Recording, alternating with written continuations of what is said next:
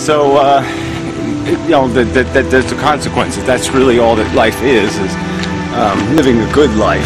We're going to have such a definition, or attempt to make a definition of what human beings should live for, what their brain should calculate as the mission of their life. You can't make distinctions between your consciousness and another human being's consciousness. There's just no logical argument, unless you think your consciousness is doing something special, that your fantasies are somehow better, that your aspirations are better, that your desires are, you know, that your senses are somehow more tingly and more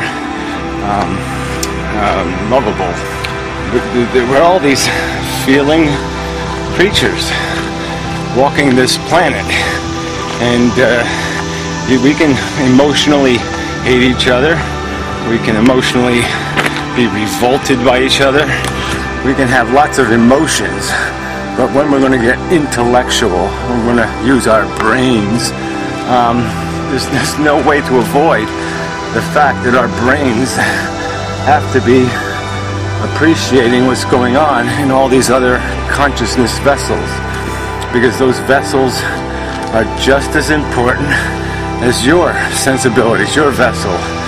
The welfare, the harm, the meaning is no less substantial.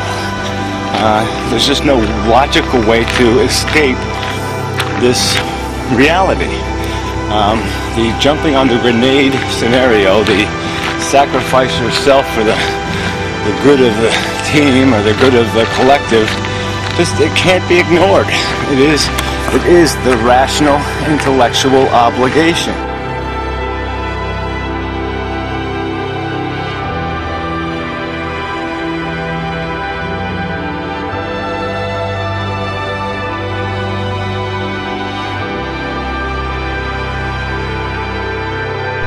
There are far more animals in the wild than on factory farms and in laboratories, and many of them die in excruciating pain after living very short lives. Particularly troubling are the species whose strategy is to live fast, die young, and leave plenty of offspring. Many produce thousands of young, the vast majority of which die very quickly. Richard Dawkins is one of many who have remarked on the cruelty of nature. He writes, quote, "The total amount of suffering per year in the natural world is beyond all decent contemplation.